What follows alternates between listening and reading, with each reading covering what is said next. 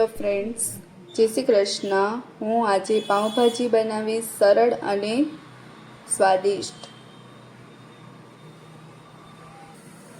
આપણે તેમાં એક પાવડું તેલ નાખશું.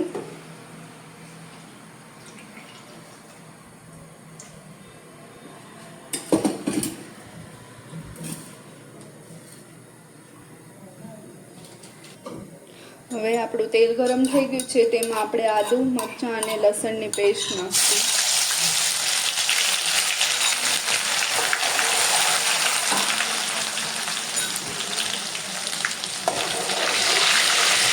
આદુ અને મરચાં લસણની પેસ્ટ નખાઈ જાય ત્યાર પછી આપણે તેમાં ડુંગળી નાખશું.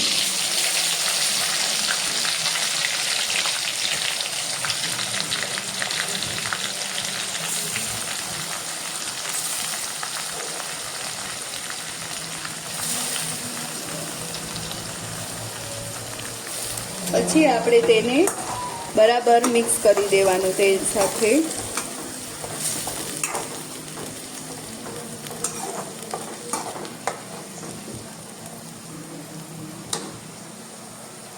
પછી આપણે તેમાં ટમેટા નાખશું.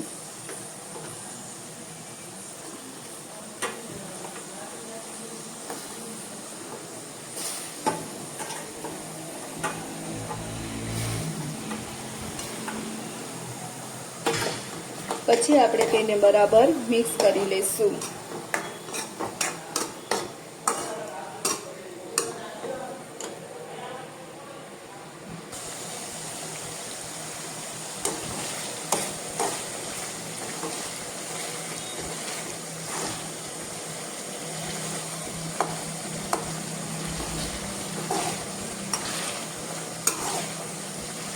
હવે આપણે આ ડુંગળી ટમેટા ચડી ગયા છે, તો હવે આપણે તેમાં મસાલા નાખશું.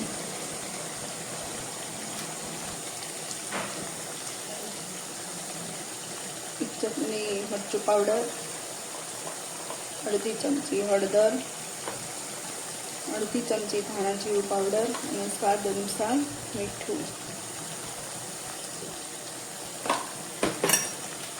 પછી આ બધા મસાલાને આપણે ટમેટા અને ડુંગળી સાથે મિક્સ કરી લેવાના.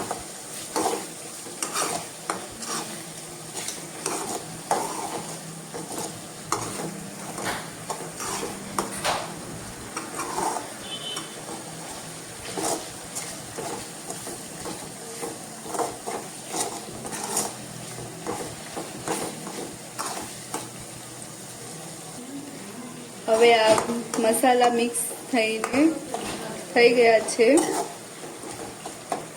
તો હવે આપણે તેમાં ભાજી નાખશું.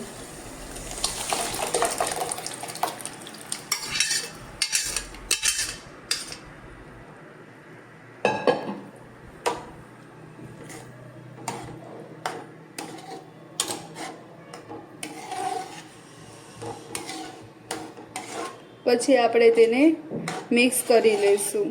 ભાજી નખાઈ જાય ને પછી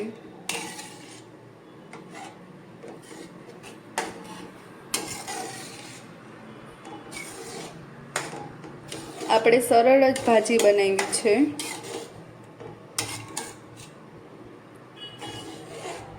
જે લોકો તીખી ભાજી ખાતા હોય તો તમે મરચું પાવડર વધારે એડ કરી શકો છો.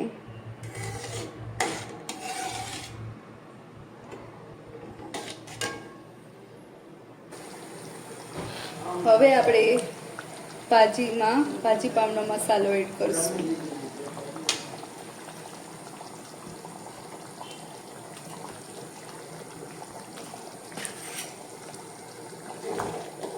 પછી આપણે તેને મિક્સ કરી લઈશું ભાજી પાવ મસાલાને.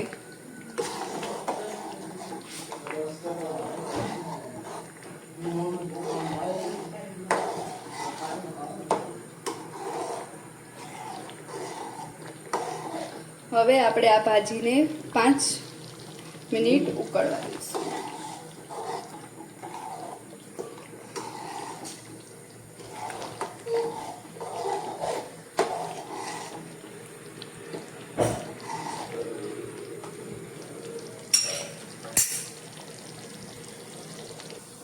એક પેનમાં તેલ અને મસાલો લઈને પાઉં શેકી નાખશું.